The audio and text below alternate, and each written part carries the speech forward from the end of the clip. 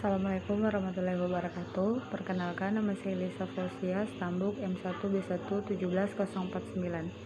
Baik, di sini saya akan mempresentasikan manusia perancangan keberlanjutan lingkungan dengan pokok pembahasan melembagakan kembali kearifan lokal tradisional dan mengampanyekan sustainable society dan mewaspadai modernisasi dan kemunculan masyarakat berisiko. Baik, yang pertama, melembagakan kembali kearifan lokal tradisional.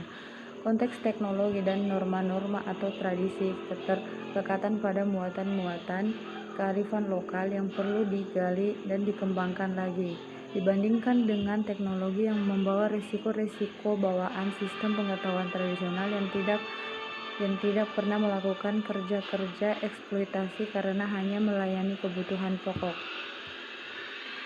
Membangkitkan kearifan lokal merupakan salah satu cara untuk menjaga lingkungan dan meredam watak eksploitasi manusia atas alam. Mewaspadai modernisasi dan kemunculan masyarakat berisiko.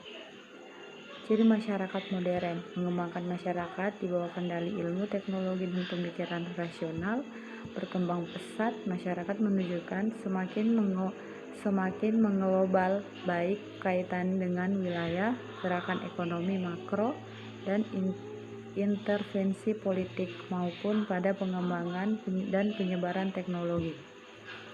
Sebagai akibatnya, gerakan dan corak hidup masyarakat tidak mungkin dijelaskan hanya sebatas kepentingan lokal maupun nasional saja, akan tetapi harus dijelaskan sesuai dengan konteks global. Waspada masyarakat yang berisiko. Yang pertama, risiko tidak bisa terlihat dan tidak bisa diubah dan berdasarkan pada intervensi kausal.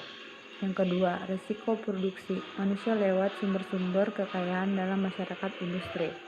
Yang ketiga, risiko berhubungan dengan masyarakat yang mencoba melepaskan tradisi dan pengetahuan masa lalu dengan menganggap bernilai dan berharga perubahan dan masa depan. Keempat, risiko tidak bisa diatasi oleh tempat dan waktu serta risiko kelas tidak terpisah.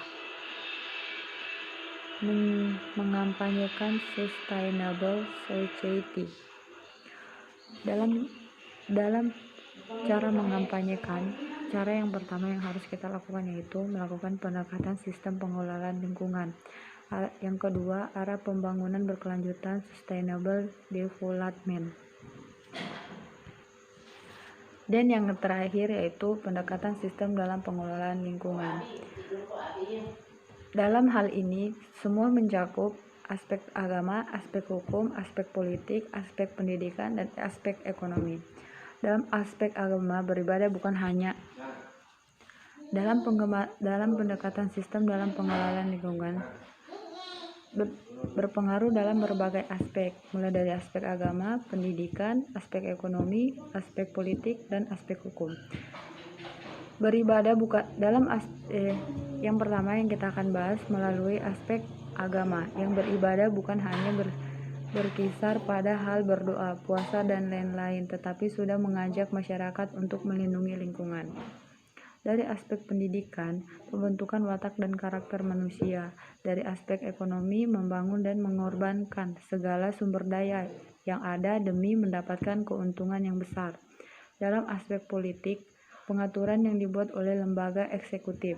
Dalam aspek hukum, membangun ide dan kesadaran tentang menyelamatkan lingkungan.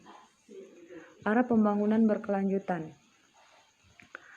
Arah pembangunan berkelanjutan di mana-mana di satu pihak mengacu pada pemanfaatan sumber-sumber alam maupun sumber daya manusia secara optimal dan dinilai dari pihak serta pada saat yang sama memelihara keseimbangan optimal di antara berbagai tuntutan yang saling bertentangan terhadap sumber-sumber tersebut. Dalam hal ini, keadilan antara generasi, prinsip dan keadilan dalam suatu generasi, prinsip mencegah dini, prinsip pencegahan dini, prinsip perlindungan keanekaragaman hayati, dan intermilisasi biaya lingkungan dan mekanisme intensif. Baiklah, sekian dan terima kasih pemaparan presentasi saya. Atas lebih dan kurangnya mohon dimaafkan. Assalamualaikum warahmatullahi wabarakatuh.